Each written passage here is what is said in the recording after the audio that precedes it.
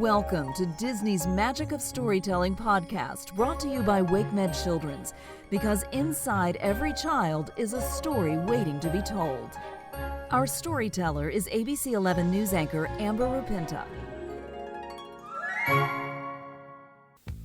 The Jungle Book. It Takes Two.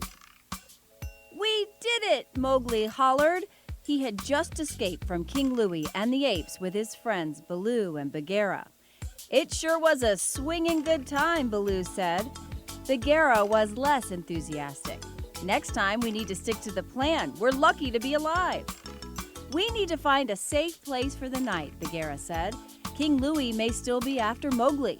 "Aw, loosen up. I can protect us. If we see any of those mangy monkeys, I'll jab it with my left and I'll swing with my right."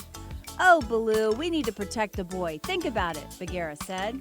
Mowgli sighed.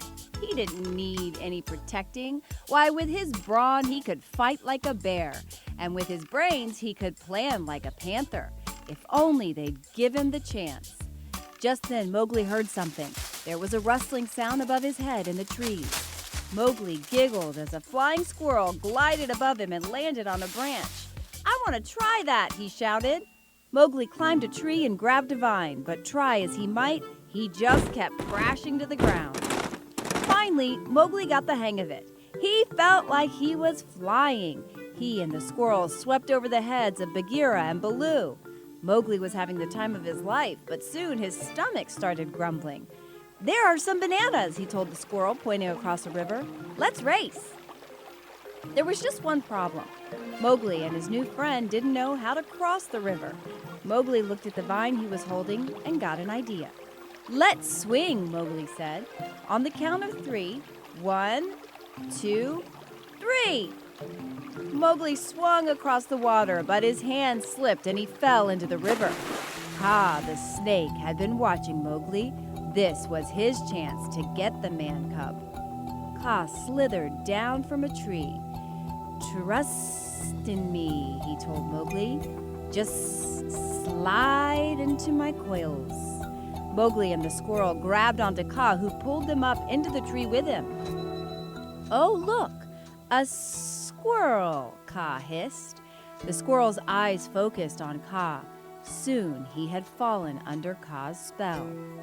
Using his brain, Mowgli realized that if he didn't look into Kaa's eyes, the snake could not make him go to sleep. And using his brawn, Mowgli wrapped Kaa's tail around a stone and dropped it. The snake fell from the tree. "Some thanks I get," Kaa muttered. "Mowgli! Little Britches!" Bagheera and Baloo stood across the river shouting. They had been worried about Mowgli. "I'm over here!" Mowgli hollered.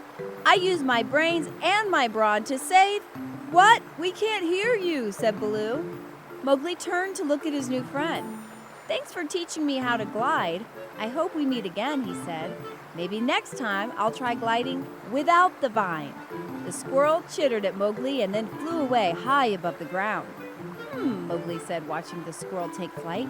"Maybe that's not such a good idea after all." Mowgli made his way downriver past the waterfalls.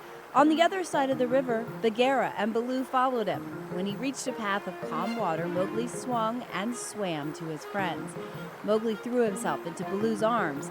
He'd had a fun adventure, but he was glad to be back with his friends. That night, as Mowgli drifted off to sleep, he heard his friends still arguing. "He used his brains. He didn't look into Kaa's eyes," Bagheera said. "It was brawn. He used a big rock to get rid of Kaa," Baloo argued. Mowgli smiled. He had used his brains and his brawn to save himself and his new friend today. WakeMed Children's is proud to support the ongoing enrichment of children in our community and beyond through our sponsorship of the Disney Magic of Storytelling podcast. To learn more about WakeMed Children's, please visit kids.wakemed.org.